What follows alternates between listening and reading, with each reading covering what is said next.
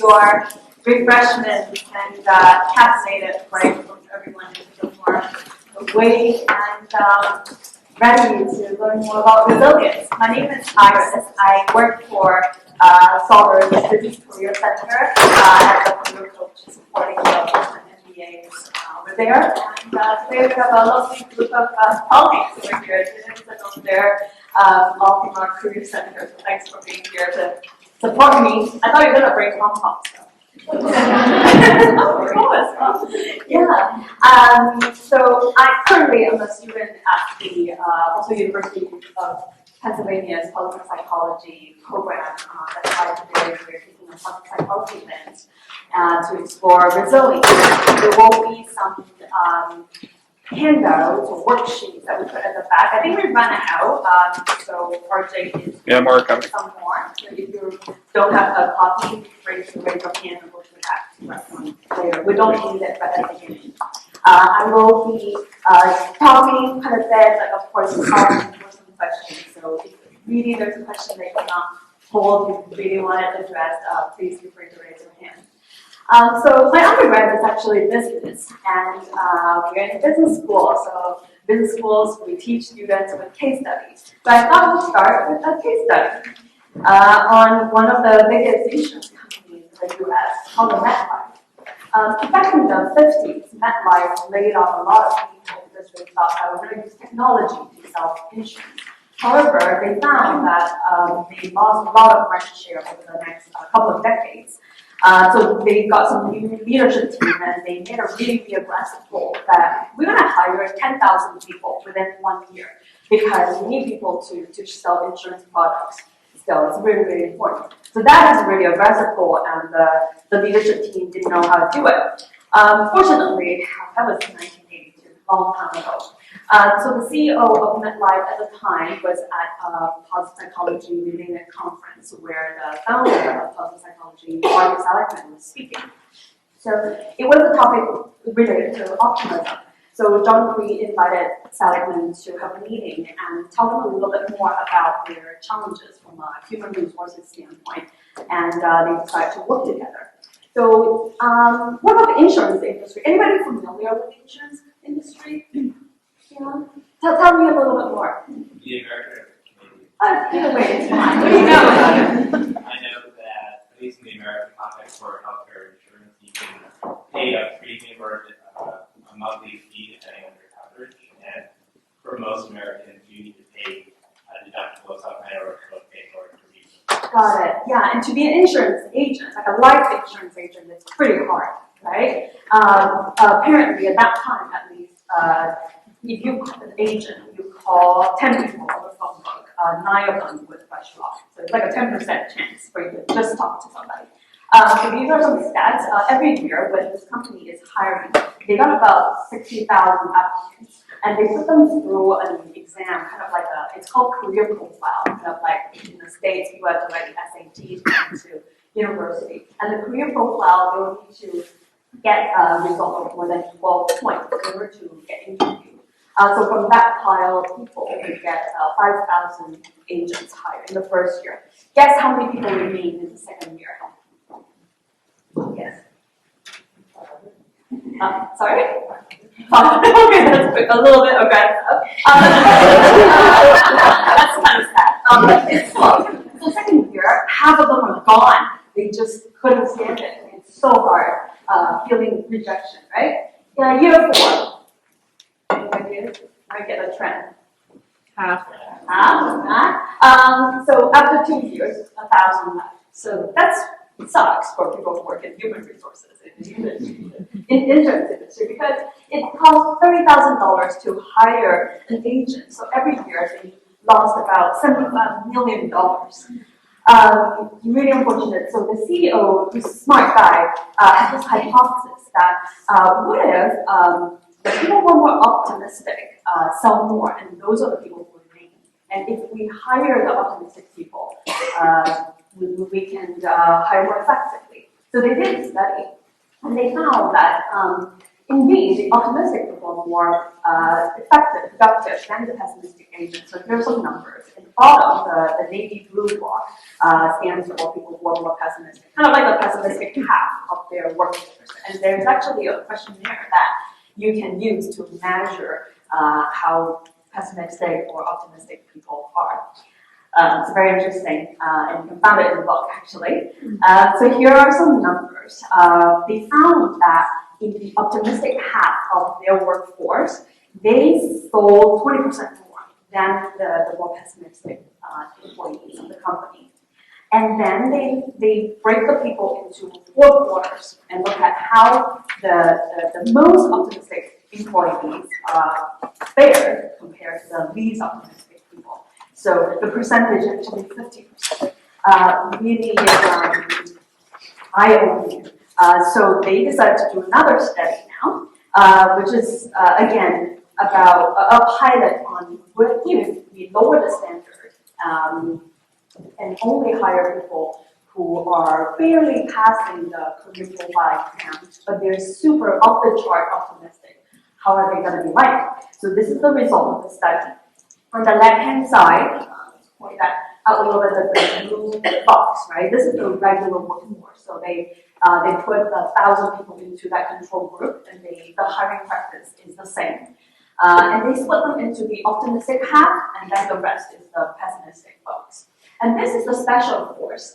They don't want to go too far. They only hire 129 people. These are the people who just barely pass the career profile test, but they're, again, like super optimistic. So here are some results. In the regular workforce, in the first year, they found that the optimistic employees sold 8% more than the rest of them. And then in year 2, they started to improve. They sold 31%, so not surprising compared to the study we looked at earlier, right? Let's look at this one. First year, the special force.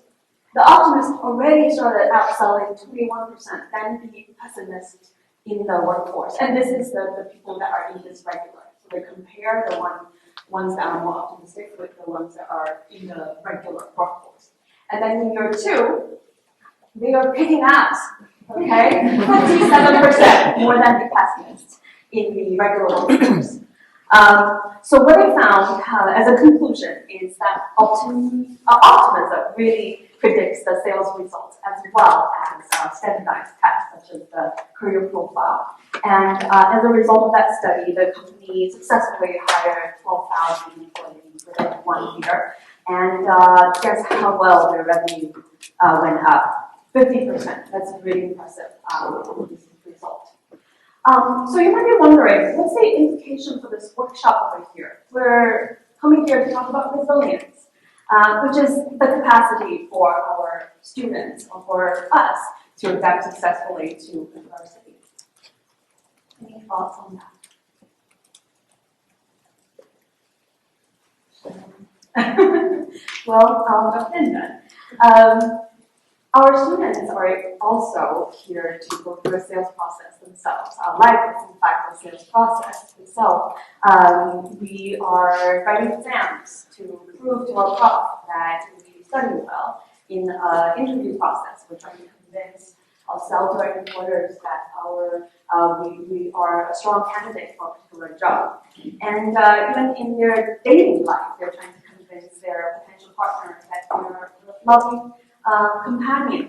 And in the sales process, there's bound to be rejections. And we would love to be able to help our students deal with that rejection and continue to thrive. And that optimism is a very, very important component in the resilience building process. So today, we will spend some time unpacking optimism a little more. That would be a big chunk of this discussion. And we'll talk about some other tools that are within the positive psychology world, because I'm not familiar with your background. Maybe optimism doesn't float your boat. You would like to try other things. So you maybe already know quite a bit about some tools that I'm sharing here. After that, of course, we hear a lot about application. We will share with you how Sauder has been implementing some tools within our career centers, professional career development and programming. And then at the end, we'll have a bit more of a discussion and Q&A. Okay. Great. So back to optimism. One of the definitions that resonates with me and also our team is capacity to see opportunities and stay resilient in the face of setbacks. One thing that's important I would like to point out is that the opportunities piece as well is not just about dealing with setbacks. As anything, learning about a definition, what a definition is, what optimism is not helps you learn about what optimism is. So optimism is not sunshines or rainbows and unicorns. It's not about positive thinking. It's not about being unrealistic and just using a rosy glass and to view things that are really unfortunate in our lives. So there are different ways to look at optimism, and it is actually a capacity that could be learned. Dr. Seligman, who you have met earlier, in his earlier years as a clinical psychologist, he actually studied psychology back in the days with dogs, and he found a phenomenon that is called learned helplessness. And that got him thinking, wow, when people don't have control over their lives, they actually do just give up.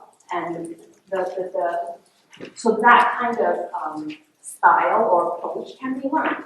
So we said, what about optimism being a capacity to be able to be learned? And that ended up being a very famous theory, and it has been proven by tons of experiments. So I thought that to learn optimism, it is really important for us to look into how students think. Shakespeare says there's nothing either good or bad, thinking makes it so. When I was preparing for this workshop, I actually agonized a lot. I actually chatted with David, my colleague, sitting back there as a counselor. Like, what do I talk about? There's so many things. How do I squeeze it into an hour and 15-minute workshop? And later, after bouncing some ideas off, I realized that thinking style is probably the only one thing that we would love our students to take away to continue to become more optimistic. And it could be a tool that is easier for you as an advisor or someone who works with our students closely to help them cultivate that skill, because we're not familiar with how much interaction or how much budget capacity each of your team has when working with students. So going back to thinking, there are so many tools that we can look at to evaluate a student's thinking style, and some of you already have a worksheet about the unhelpful thinking style. But in the world of optimism, let's take a look at the explanatory style as a way of unpacking thinking style. So explanatory style means how people explain to themselves why they experience a particular event, whether it's a positive event or a negative event. So I'll give you some examples. This explanatory style could be viewed with 3 different dimensions: permanence, pervasiveness, and personalization. Take a look at this. So if something really bad happened to a student, those with a pessimistic thinking style tend to think that, wow, this would last forever. It will be always like that.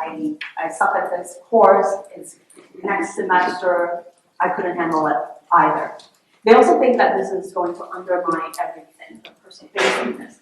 Not being able to pass an exam lead them to think that they won't be able to excel in their career, for example.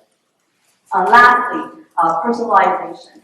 So they tend to think that it's their fault. What about, it could be something else happening. Maybe the fact that they couldn't understand a particular concept could be due to the fact that their instructor wasn't explaining things very well to them. Or maybe it's a health issue.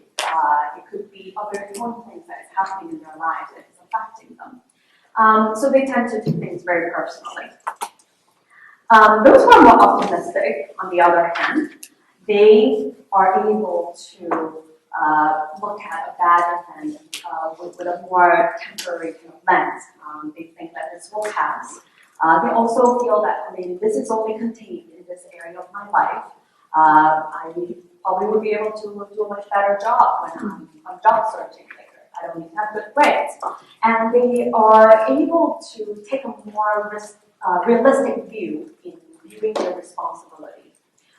So we're not advocating that being optimistic means you don't take any responsibility. It's just being reasonable.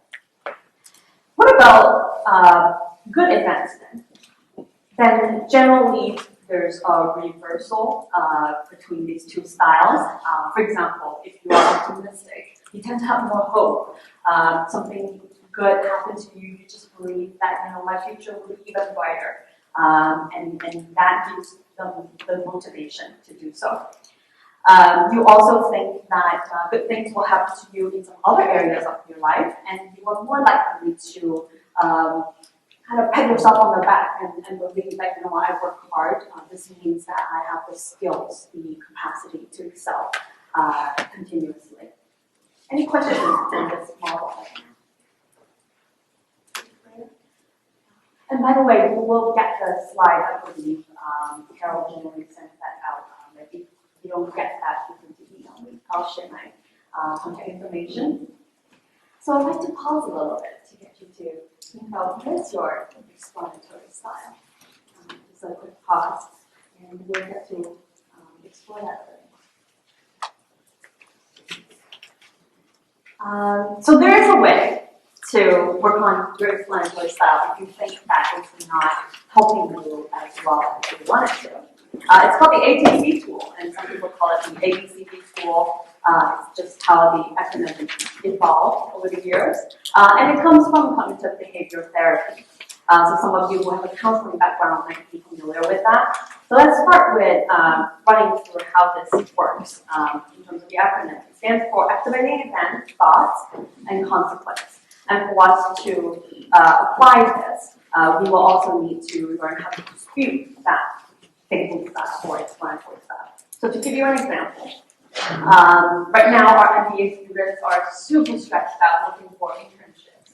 And a constant complaint that Mary and myself and I would get from our students is that, I'm not getting interviews. Everybody else is getting jobs. So a sort of thought could be, I won't be able to find anything in this economy. 2028, it's like 7 years, the economy is going down. So they tend to catastrophize a little bit too. Second example, it's a little bit pervasive, right? My grade sucks, and now my career is sucking too. So they tend to be really narrow-minded and try to be pervasive in thinking about that unfortunate consequence. And those who tend to do the personalization, then they will think that I was just leaving stupid and I'm just hopeless, and everybody else is so smart. So their students tend to think that way. And what's the consequence? They tend to be depressed, anxious all the time, and they lose their motivation because they don't have the hope that things will turn out well for them. There are a couple of ways to dispute this kind of thinking style. We can teach them. This is pretty easy for students to understand, and we can be the side person to kind of prompt them as well. So one is looking for evidence. We can ask them, what is evidence of this being true? Or if they're journaling by themselves, we can use the sentence notation. So if they're writing this is not true because I actually did pretty well at a particular exam, and I need to beat myself up with that. Alternatives, so you can ask students, what are some other ways of this being true or being untrue? Or they can say, what actually of thinking is seeing the situation is. So for example, people not getting interviews, it could be just because they're not a good fit for the role, not because they don't have enough skills or be ready for the economy. Implications. So those who are anxious, they tend to worry about the future a lot. Like they just tend to draw a lot of conclusions for the future. So here, implication is just helping them, for them helping themselves, try to look for a different outcome and using that to help them boost their mood and give them some more motivation. Any questions on this? Okay. Nice. So next, I'm going to put you guys into a little exercise. Maybe that's the best way to learn. So please take a look at that notebook in front of you, the first page. I would like you to identify an activating event that upsets you. Basically, there's something that bugs you a little bit. And